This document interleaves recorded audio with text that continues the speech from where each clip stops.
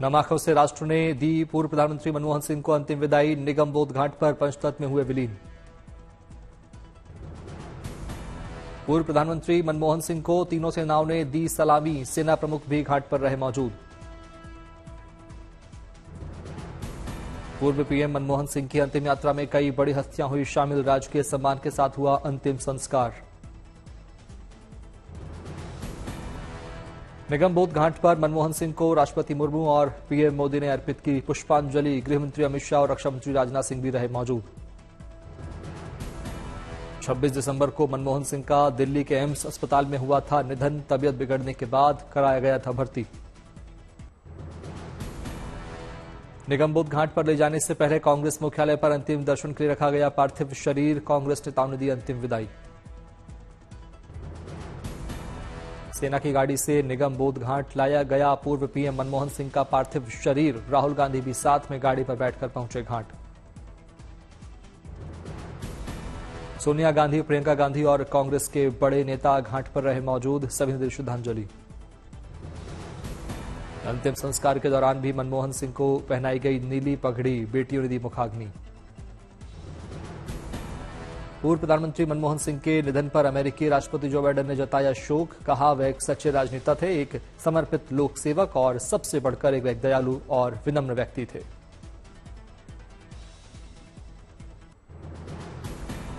कांग्रेस अध्यक्ष खड़गे ने पीएम मोदी को लिखी चिट्ठी। लिखा, जहां मनमोहन सिंह का अंतिम संस्कार हो वहीं बनाई जाए स्मारक। मनमोहन सिंह का मेमोरियल को लेकर सियासी बयानबाजी जारी। आरजेडी चीफ लालू प्रसाद यादव बोले, देश को नहीं मिलेगा मनमोहन सिंह जैसा नेता, स्मारक जरूर बने। कांग्रेस नेता सुखजिंदर सिंह रंधावा ने उठाई मांग। कहा वहीं अंतिम संस्कार हो जहां मेमोरियल बने। मनमोहन सिंह की स्मारक को लेकर कांग्रेस के आरोपों पर बीजेपी का पलटवार। बीजेपी के प्रवक्ता सुधांशु त्रिवेदी ने कांग्रेस पर लगाया राजनीति करने का आरोप। बोले, एनडीए सरकार दे रही है उचित सम्मान। मनमोहन सिंह के स्मारक को लेकर मची खींचतान पर बोली बीएसपी सुप्रीमो मायावती। कहा मनमोहन सिंह के परिवार और सिख समाज की भावनाओं का सम्मान करे केंद्र सरकार।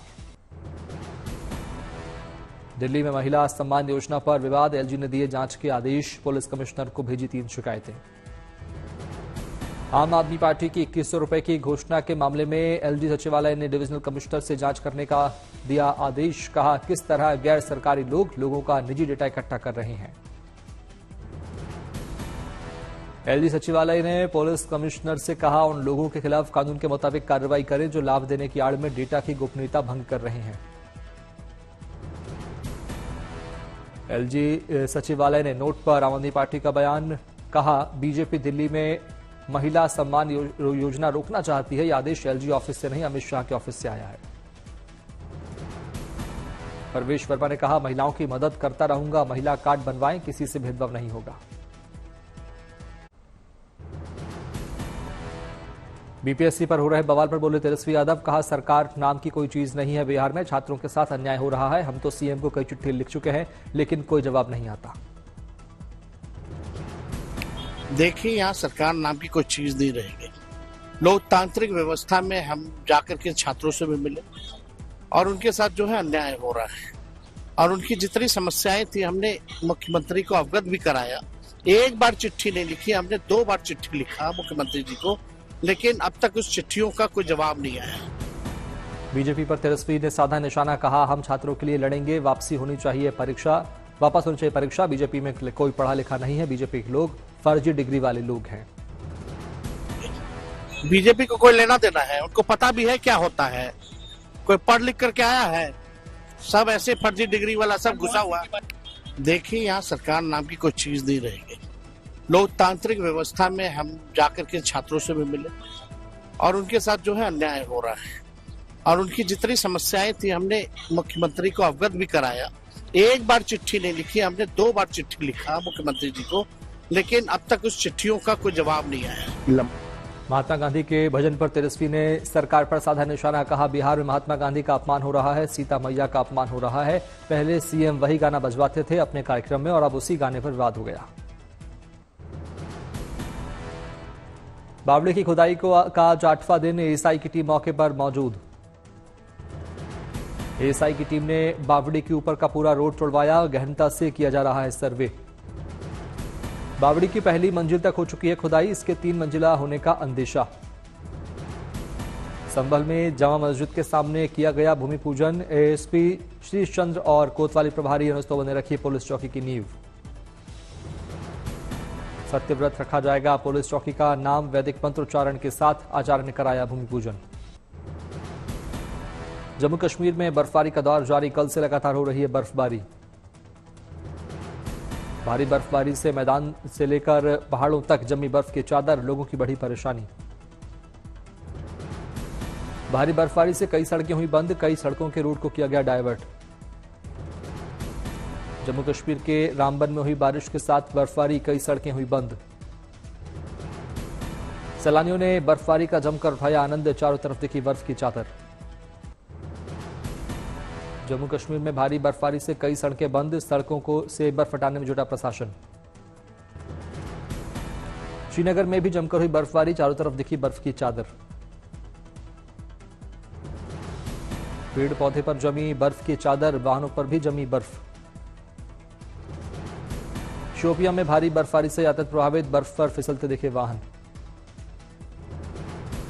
गुलबर्ग में भी हुई जमकर बर्फबारी, अद्भुत दिखा नजारा।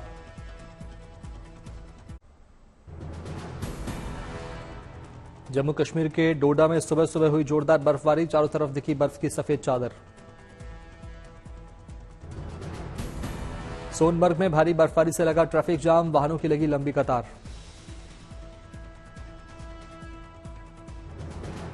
सोनमर्ग में भारी बर्फबारी से फंसे पर्यटकों को बचाने के लिए आए स्थानीय लोग, कई पर्यटकों को मस्जिदों में ठहराया गया। जम्मू कश्मीर के में भारी बर्फबारी के चलते कई वाहन सड़कों पर फंसे, पुलिस और स्थानीय लोगों ने मदद से निकाले वाहन। भारी बर्फबारी के चलते रेल सेवा भी प्रभावित, रेलवे ट्रैक पर जमी बर्फ की मोटी चादर।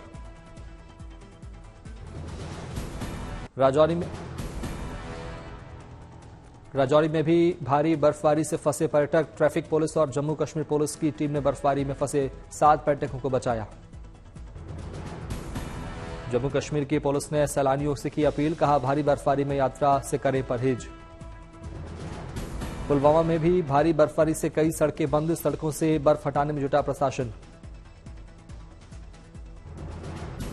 केदारनाथ धाम में बर्फबारी का दौर जारी, कई इलाकों में हो रही भारी बर्फबारी। भारी बर्फबारी से चारों ओर दिखी बर्फ की चादर, बर्फबारी से तापमान में आई गिरावट।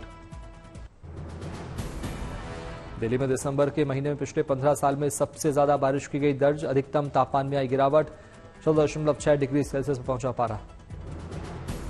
दिल्ली में कल से रुक रुक कर हो रही है बारिश, 9.5 डिग्री सेल्सियस तक पहुंचा पारा, पिछले 5 सालों में रहा सबसे ठंडा दिन। मौसम विभाग ने दिल्ली में 3 दिन के लिए जारी किया येलो अलर्ट, घने कोहरे के आसार। दिल्ली के लोगों के लिए शानदार खबर, बारिश की वजह से हवा की गुणवत्ता में हुआ सुधार, हटाई गई ग्रेड 3 की पाबंदियां।